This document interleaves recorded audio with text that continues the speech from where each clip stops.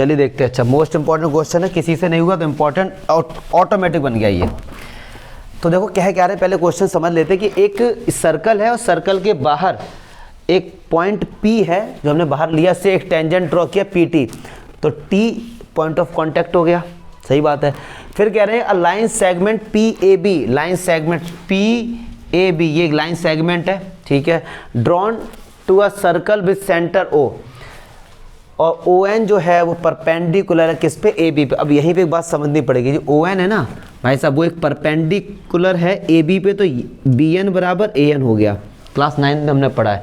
अगर किसी कॉर्ड पर सेंटर से एक परपेंडिकुलर हमने ड्रॉ किया है तो आपस में बराबर होता है। गिवन के लिए हम ये लिख लेते हैं, अब पता नहीं इसका यूज़ है या नहीं, बट हम लिख लेते हैं BN बराबर AN, BN बराबर AN। चलिए इतना दिया गया और कोई बकवासगिरी नहीं है। ये एंगल तो 90 होगा, ये भी एंगल 90 होगा, यस और नो।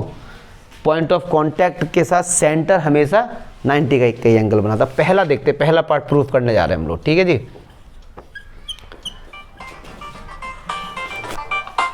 चलो ये कह रहे हैं PA इंटू PB, PA और PB का अगर हम मल्टीप्लाई करते हैं तो PN माइनस AN का होल स्क्वायर होता है, ठीक है सर। अच्छा एक काम करो, LHS उठाओ, क्या उठाओ जी, LHS। PA इंटू PB को हम सॉल्व करते हैं और इसके बराबर लेके आने का प्रयास करते हैं। चलो जी एक बात बताइए आप जरा, क्या हम लोग PA को ये लिख सकते हैं जी, बस गौर से देखना, PN माइनस AN। देखो भैया PA ये है ना इतना, PN पूरा हो गया, उसमें AN माइनस कर दिया, क्या PA मिला। चलो जी इंटू PB है यहाँ से लेके यहाँ तक, तो क्या मैं PB को PN प्लस BN लिख सकता हूँ। अब एक बच्चा बोलेगा जो मतलब थोड़ा सा एवरेज है, वो सोचेगा कि सर PB को हम लोग PA प्लस AB भी लिख सकते थे। हाँ जी बिल्कुल लिख सकते थे। फिर सर आपने PN प्लस BN क्यों किया, देखो भैया PN इधर आ रहा है तो इसलिए मैंने सेम किया, और हमको पता है PN का स्क्वायर मिलेगा, यस और नो। तो ये भी थोड़ा सा दिमाग में लेके चलना। अच्छा PN minus AN, PN plus BN, अगर यहाँ पर भी AN आ जाए तो क्या ये A minus B A plus B का फॉर्मूला नहीं बन जाएगा। तो ये हो गया PN और माइनस AN। चलो जी, और ये PN, अब देखो BN और AN आपस में क्या है, तो क्या हम इसकी जगह AN लिख सकते हैं। तो A minus B A plus B, पहला तो पार्ट बहुत सिंपल है, A स्क्वायर माइनस, खत्म पहला पार्ट तो, ठीक है। चलो जी सेकंड देखते हैं। सेकंड कह रहा है कि PN का स्क्वायर माइनस AN का स्क्वायर बराबर OP square minus OT square. उठाओ LHS, चलिए उठाइए। तो PN स्क्वायर माइनस का AN स्क्वायर। अब देखो जुगाड़बाजी करेंगे यहाँ पे, PN का स्क्वायर ये रहा, यस और नो। अगर PN हमारा ये यही तो है। अच्छा अगर मैं आपसे एक बात बोलूँ, एक ट्रायंगल देखो PON, क्या ये राइट एंगल ट्रायंगल है कि नहीं है। तो अगर मैं आपसे बोलूँ PN का स्क्वायर 90 के सामने वाली हाइपोटेन्यूज, तो क्या मैं इसको OP का स्क्वायर माइनस ON का स्क्वायर लिख सकता हूँ। अब देखो फिर से देखो, मैं इसको अलग से समझा रहा हूँ। आप ट्रायंगल देखो PON, ये और ये एंगल 90 है, ये P है, ये N है, ये O है। 90 के सामने वाला हाइपोटेन्यूज OP का स्क्वायर बराबर ON का स्क्वायर प्लस PN का स्क्वायर। तो क्या मैं PN के स्क्वायर की value OP minus ON square लिख सकता हूँ, ठीक है ना।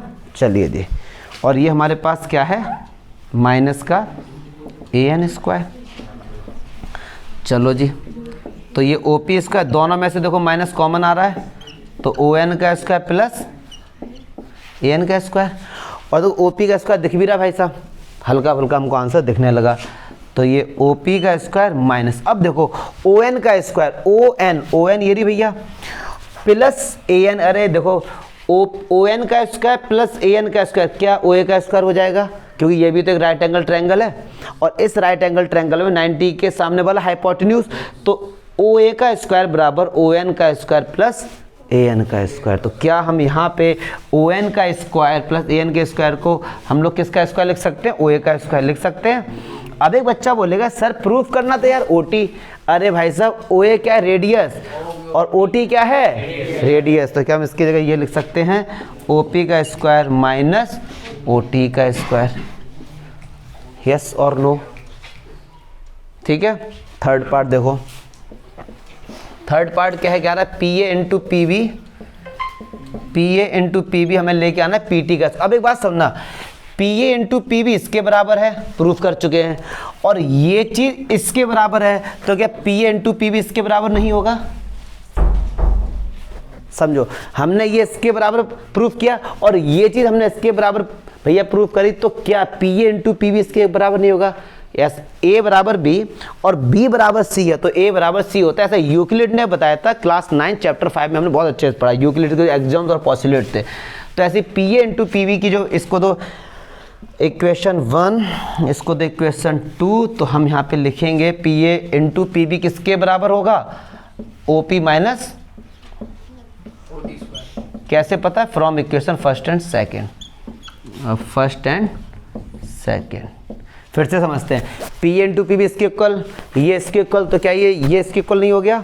चलो जी, तो PA इंटू PB। अब एक बात सुनना, OP का स्क्वायर माइनस OT का स्क्वायर, OP ये रहा भैया, OP का स्क्वायर और माइनस OT का स्क्वायर, तो क्या ये PT के स्क्वायर के बराबर नहीं हो जाएगा यार? राइट एंगल ट्रायंगल, मजे ले रहे हो तुम लोग, PT का स्क्वायर बराबर हो गया, बस खत्म। पूरे में राइट एंगल ट्रायंगल वाला ही कंसेप्ट लगा था कि अगर ये पाइथागोरस थ्योरम इसमें लगा दो, एक बार इसमें लगा दो, एक बार पूरे में लगा दो, बस तीनों प्रूफ हो गए इसी से।